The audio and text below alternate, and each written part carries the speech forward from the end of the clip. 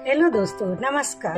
मैं रेखा जैन आज पुनः आपके सामने एक नई और प्यारी सी कहानी लेकर प्रस्तुत हो रही हूँ। विनीत जी सोफे पर बैठे थे और उनकी आंखों से अनवरत आंसू बह रहे थे और वो उन आंसू को चुपके चुपके साफ कर रहे थे। तभी उनकी पत्नी मालती एक ट्रे में चाय के 2 कप लेकर आई। एक कप उन्होंने विनीत की तरफ बढ़ाया और विनीत को देखकर चौंक गई। बोली, विनीत, आपकी आंखों में आंसू क्यों? आज तो खुशी का दिन है, फिर ये आंसू क्यों? तब विनीत ने कहा, हाँ मालती, आज खुशी का दिन है, इसलिए मेरी आंखों में खुशियों के आंसू है। तुम जानती हो, आज 27 वर्षों पश्चात मेरा संघर्ष सफल हुआ है, मेरी तपस्या सफल हुई है। और ये बोलते हुए 27 वर्ष पुराना उनका अतीत चलचित्र की भांति उनकी आंखों के आगे चलने लगा। उन्हें याद आया कि करीबन 27 वर्ष पहले जब वो ऑफिस से एक दिन घर आ रहे थे तो एक जगह उन्हें कुछ भीड़ दिखाई दी। वो उस भीड़ के पास पहुंचे तो वहां 4-5 दिन का एक छोटा सा बच्चा कपड़ों में लिपटा हुआ पड़ा था और भीड़ में खड़े लोग तरह तरह की बातें कर रहे थे। न जाने किसका बच्चा है, कैसे माँ बाप हैं जो इस बच्चे को छोड़ के चले गए, कितने निर्दयी माँ बाप इतने छोटे से बच्चे को फेंक के चले गए। जरूर ये किसी की नाजायज संतान है, इसलिए फेंक कर चले गए। जितने मुंह उतनी बातें हो रही थी, लेकिन कोई इस बच्चे को उठाकर लेने को तैयार नहीं था। विनीत ने उस बच्चे को देखा तो उस बच्चे की मासूम शक्ल ने विनीत का दिल जीत लिया। विनीत ने बरबस इस बच्चे को उठा लिया और पास के पुलिस थाने में लेके चला गया। वहाँ बैठे हुए इंस्पेक्टर को कहा, इंस्पेक्टर साहब, प्लीज इस बच्चे के माता पिता को ढूंढने में मदद करिए। इंस्पेक्टर ने उस बच्चे को लेकर वहाँ मौजूद लेडी कांस्टेबल को दे दिया और विनीत को कहा, देखिए विनीत जी, जो माता पिता इस बच्चे को फेंक कर चले गए हैं, क्या आपको लगता है कि वो सामने आकर इसे स्वीकार करेंगे?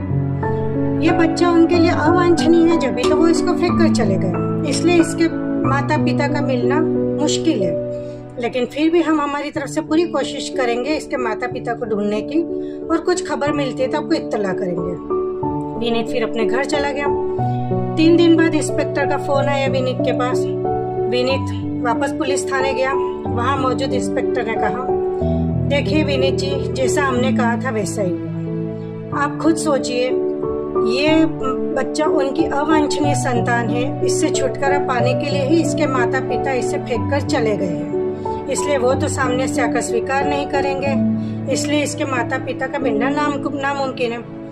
और हम सोच रहे कि अब इस बच्चे को अनाथ आश्रम में सौंप दें। विनीत ने कोई जवाब नहीं दिया, वो उठकर जाने लगा। लेकिन आखिरी बार उस बच्चे को देखने की गरज से उस बच्चे के पास गया, बच्चे के गालों पर प्यार से हाथ फेरा तो विनीत का स्पर्श पाकर उस बच्चे के शरीर में हरकत हुई और उस बच्चे ने अपनी नन्ही नन्ही उंगलियों से विनीत की उंगली को पकड़ लिया। जैसे ही बच्चे ने विनीत की उंगलियों को पकड़ा, तुरंत विनीत के अंदर एक सुखद अनुभूति का एहसास होने लगा। उसके दिल में प्रेम का स्रोत फूट पड़ा, ममता उसके अंदर भर गई। उसने तुरंत उस बच्चे को उठा लिया और उस बच्चे को चूमकर इंस्पेक्टर से कहा, इंस्पेक्टर साहब, मैं इस बच्चे को अनाथ आश्रम में नहीं देने दूंगा, मैं इस बच्चे को अपनाऊंगा। इंस्पेक्टर ने चौंक कर विनीत की ओर देखा और कहा, क्या तुम सच कह रहे हो? तुम्हारा निर्णय पक्का है? क्योंकि तुम अभी कुंवारे हो, कल को ऐसा नहीं हो कि बच्चा तुमको मुसीबत लगने लगे और तुम इसे वापस हमें दे जाओ या इसे कहीं फेंको। तब विनीत ने कहा, नहीं, मेरा निर्णय पक्का है, मैं इस बच्चे को अपनाऊंगा और इसे पिता का नाम दूंगा। तब इंस्पेक्टर ने जरूरी कार्रवाई करके उस बच्चे को विनीत को सौंप दिया। विनीत उस बच्चे को लेकर घर आ गया। चूंकि विनीत शहर में रहकर नौकरी करता था, इसलिए किराए के मकान में रहता था। उसका अपना खुद का घर गांव में था, जहां उसके माँ बाबूजी और भैया भाभी रहते थे। विनीत उस बच्चे को लेकर अपने किराए के घर में गया।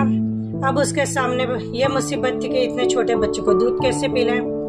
तो उसने रुई के फाहों को दूध में डुबोकर बूंद बूंद करके उस बच्चे को दूध पिलाया। रात भर बच्चे को लेकर घूमता रहा और उसका डायपर चेंज करता रहा। तब उसे एहसास हुआ कि इतने छोटे बच्चे को पालना आसान काम नहीं है। तब वो उस बच्चे को लेकर अपने घर गया, यानी कि गांव गया। वहाँ विनीत को उस बच्चे के साथ में देखकर सभी लोगों ने, यानी उसके माता पिता भैया भाभी ने सवालों की बौछार कर दी।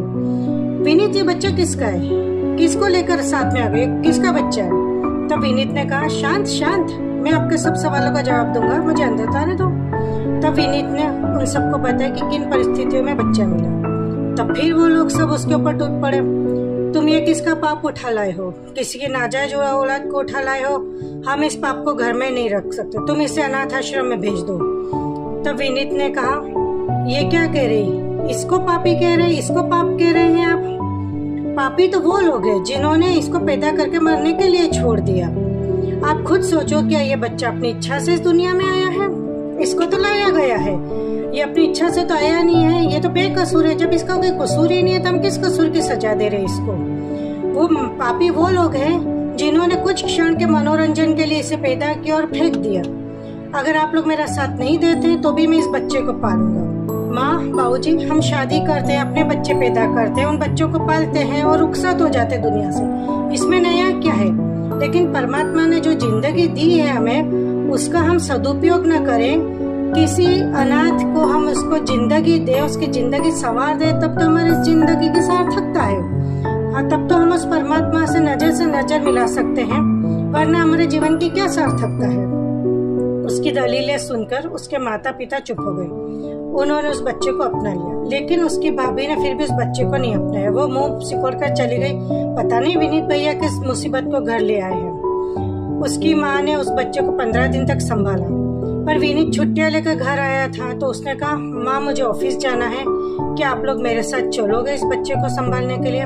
तब उसके बाबूजी ने कहा, बेटा मैं तो जॉब करता हूँ, तुम अपनी माँ को ले जाओ। उसकी माँ साथ गई, 4-5 महीने तक बच्चे को संभाला। फिर उन्होंने कहा, विनीत अब तो मुझे घर जाना पड़ेगा, बाबूजी अकेले। विनीत ने माँ को भेज दिया। अब विनीत के सामने फिर वही मुसीबत कि बच्चे को कैसे पाले, तो उसने एक आया रख ली। लेकिन उस आया पर उसको भरोसा नहीं था। वो ऑफिस से कई बार फोन करता, बच्चे ने दूध पिया, बच्चा सोया कि नहीं। फिर उसने अपनी माँ को फोन किया। तब माँ ने उनके घर की मेड को विनीत के पास भेजा। वो मेड बचपन से उनके साथ रहती थी। उसने विनीत और उसके भैया को भी अपने बच्चों के समान ही पाल पोस कर बड़ा किया था, अपनी गोद में रखा था। अब विनीत निश्चिंत हो गया था, क्योंकि जिस मासी ने उसको पाला था वो निस्संदेह उस बच्चे को तो पाल लेगी। लेकिन विनीत की जिंदगी में भूचाल आ गया था, क्योंकि जब जैसे जैसे लोगों को पता चला, लोगों ने बातें बनानी शुरू कर दी। जरूरी है विनीत की नाजायज औलाद है, जब भी विनीत ने इसको छोड़ रहा है, उसको पाल रहा है, यह किसी प्रेम का परिणाम है, इसलिए विनीत तो सबके खिलाफ जाकर पाल रहा है। सब जितनी मुंह उतनी बातें हो रही थी, सब उसके खिलाफ तरह तरह की बातें कर रहे थे। लेकिन विनीत ने किसी की बातों का जवाब नहीं दिया और उसने अपना मन उस बच्चे में ही लगा लिया और उस बच्चे को पालने लगा। धीरे धीरे बच्चा 2 वर्ष का हो गया। अब विनीत की प्रेमिका एक दिन उसके पास आई और बोली, विनीत मैं जानती हूँ ये तुम्हारा बच्चा नहीं है, अनाथ है, लेकिन अगर तुमको मुझसे शादी करनी है तो इस बच्चे को छोड़ना होगा। मैं किसी के पाप को अपने गले में बांधकर नहीं रख सकती। तब विनीत ने कहा, तुमको मेरे जैसे तो कई लड़के मिल जाएंगे, लेकिन इस बच्चे को मेरे जैसा पिता नहीं मिलेगा, इसलिए अगर तुम चाहो तो मुझे छोड़कर जिंदगी में आगे बढ़ सकती हो। तब विनीत की प्रेमिका मुंह फेर कर चली गई। उसने विनीत को छोड़ दिया। अब विनीत के लिए शादी के रिश्ते भी नहीं आते थे, क्योंकि जो भी शादी का रिश्ता आता उनको लोग बातें बना के बता देते थे कि विनीत की नाजायज औलाद है, उसके प्रेम का परिणाम है, अवैध संतान है। इसलिए पहली बात तो रिश्ते आते ही नहीं थे, जो आते थे वो लोगों की बातें सुनकर चले जाते थे। तब एक दिन विनीत के माँ बाबूजी ने कहा, विनीत अब ये बच्चा बड़ा हो गया है, इसकी वजह से तुम्हारी शादी नहीं हो पा रही है, अब तुम इसको अनाथ आश्रम में सौंप दो, तब तुम्हारी शादी हो सकती है। तब विनीत ने कहा, माँ बाबूजी हम शादी किस लिए करते हैं? परिवार बनाने के लिए ना। परिवार में कौन होता? बीवी, बच्चा और माता पिता। मेरे पास बच्चा तो है ही सही, मैं एक पिता तो बन ही गया हूँ, माता पिता भी है, सिर्फ बीवी नहीं है, और बीवी के लिए मैं क्यों शादी करूँ? और वो जिससे शादी करूंगी वो इस बच्चे को तो अपनाएगा नहीं, इसलिए मैं शादी नहीं करना चाहता। और उसने शादी करने से मना कर दिया। उसने उस बच्चे का नाम रखा राहुल। अब राहुल और विनीत दोनों एक दूसरे की जिंदगी बन गए। विनीत के लिए राहुल, राहुल के लिए विनीत, यही उनका परिवार था। सब लोग विनीत के खिलाफ कई बातें करते थे, लेकिन विनीत ने पूरी दुनिया के खिलाफ जाकर उस बच्चे को अपनाया, पिता का नाम दिया। देखते देखते राहुल 4 वर्ष का हो गया। विनीत ने उसके स्कूल में एडमिशन करवा दिया और वहाँ पे पिता की जगह अपना नाम लिखवाया।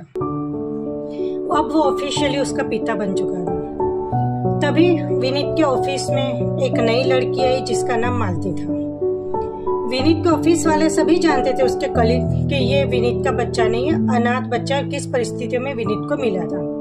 मालती को विनीत के कलीग से विनीत के बारे में पता चला कि उसने दुनिया के खिलाफ जाकर एक बच्चे को अपनाया है, उसको पिता का नाम दिया है। विनीत के इन्हीं विचारों ने मालती को बहुत प्रभावित किया और उसने विनीत की तरफ दोस्ती का हाथ बढ़ा लिया। धीरे धीरे ये दोस्ती रंग लाई, मेलजोल बढ़ने लगा और आखिर में ये दोस्ती विवाह प्रस्ताव पर आ गई। तब विनीत ने मालती को कहा, मालती, मुझे विवाह करने में आपत्ति कोई कुछ नहीं है, लेकिन अगर तुम विवाह के पश्चात ये कहो कि मैं राहुल को छोड़ दूं तो ये नहीं हो सकता। राहुल मेरे लिए सर्वोपरि है, वो मेरी पहली संतान है और हमेशा रहेगी। वो मेरा बेटा था, है और रहेगा। अगर तुमको मुझसे शादी करनी है तो राहुल को अपनाना होगा। तब मालती ने कहा, विनीत, इन्हीं विचारों से तो प्रभावित होकर मैं तुम्हारी तरफ बढ़ी हूँ कि जो इंसान एक अनाथ बच्चे को अपनाकर सबके खिलाफ जाकर पिता का नाम दे सकता है। तब विनीत ने उसकी बात कर दी, मालती, ये बच्चा अनाथ नहीं है, ये मेरा बच्चा है, अब मैं उसका पिता हूँ। तब मालती ने कहा, हाँ, लेकिन पहले तो अनाथ था ना। सॉरी, मैंने उसको अनाथ कहा, लेकिन वो पहले अनाथ था। और जो इंसान एक अनाथ बच्चे को अपना सकता, पूरी दुनिया के खिलाफ जाकर उसको पिता का नाम दे सकता है, उसको पाल पोस सकता है, तो उसके इंसान के दिल में कितना निर्मल हृदय है। वो इंसान कितना दूसरों से प्यार करता है और वो इंसान मुझे कितनी खुशियाँ देगा, हमेशा पलकों पर रखेगा। इसलिए फिर उसने विनीत का हाथ थमकर कहा, इसलिए विनीत, मैं इस जीवन के सफर में तुम्हारे साथ चलना चाहती हूँ। अब तक तो विनीत को पिता का प्यार ही मिला था, अब मैं उसे माँ का प्यार भी देना चाहती हूँ, उसकी जिंदगी संवारना चाहती हूँ, उसको अपनी ममता के साए में पालना चाहती हूँ। और इस तरह से विनीत और मालती का विवाह एक सादे से समारोह में हो गया। मालती ने जो कहा था वो करके दिखाया। उसने राहुल को पूरे मन से अपना लिया, उसे अपने माँ की ममता दी, माँ का प्यार दिया और उसका भविष्य संवारने में लग गई। 2 वर्षों पश्चात विनीत और मालती का भी बेटा हुआ तो उसके मायके वाले बोलने लगे, मालती, अब तो इस राहुल को छोड़ दो, अब इसको हॉस्टल में भेज दो या अनाथ आश्रम में भेज दो, अब तो तुम्हारा बच्चा हो गया, उसके ऊपर ध्यान दो, उसका पालन पोषण करो, उसको अपनी जिंदगी संवारने दो। तो विनीत व मालती किस किस को सफाई देती, इसलिए उसने धीरे धीरे मायके जाना कम कर दिया। लेकिन उसने राहुल के प्रति अपना प्यार कम नहीं किया। विनीत और मालती ने अपने दोनों बच्चों को जिंदगी संवारने में अपना तन मन लगा दिया। राहुल को भी उन्होंने पूरा अपना प्यार दिया और जब राहुल 12 वर्ष का हो गया तब उन्होंने उससे पूरी सच्चाई बता दी कि वो किन परिस्थितियों में विनीत को मिला था। क्योंकि वो नहीं बताते तो दुनिया के लोग उसे बता देते और वो सच्चाई कम और मिर्च मसाला झूठी सच्ची बातें ज्यादा करते, इससे उसके अबोध मन पर बुरा प्रभाव पड़ता है। इसलिए उन्होंने पूरी सच्चाई बता दी। लेकिन सच्चाई बताने से राहुल के मन में कोई फर्क नहीं पड़ा। वो उनका बेटा बनकर ही रहा, बेटे की तरह जिद करता, लाड़ दुलार करता, वो उनका बेटा बनकर ही पूरी जिंदगी रहा। अब वही राहुल 27 वर्ष पश्चात हृदय रोग विशेषज्ञ बन चुका था, यानी कि हार्ट स्पेशलिस्ट बन गया था। वो आज हार्ट स्पेशलिस्ट बनकर अपनी डिग्री लेकर घर आ रहा था। इसलिए विनीत की आंखों में खुशियों के आंसू थे, क्योंकि विनीत और मालती का संघर्ष, उनकी तपस्या सफल हो गई थी। विनीत सोच रहा था कि जिस तरह मैंने अपने दिल में पूरी दुनिया के खिलाफ प्यार रखकर राहुल को पाला है, उसी तरह राहुल भी दिल का डॉक्टर बनकर अपने दिल में अनाथों के लिए प्यार जरूर रखेगा, किसी एक अनाथ को जरूर जिंदगी देगा। और यही सोचकर उसकी आंखों से खुशियों के आंसू बह रहे थे। दोस्तों, हम इस दुनिया में आते हैं, अपना परिवार बनाते, अपनी परिवार के लोगों के लिए करते हैं, उसमें कोई नई बात नहीं है। लेकिन अगर हम किसी अनाथ को जिंदगी देते हैं, उसका भविष्य संवारते हैं, तब तो हमारा जीवन सार्थक है। तभी हम उस परमात्मा की आंखों में आंखें मिलाकर जिंदगी देने के लिए धन्यवाद कर सकते हैं। इसी में हमारे जीवन की सार्थकता है। धन्यवाद।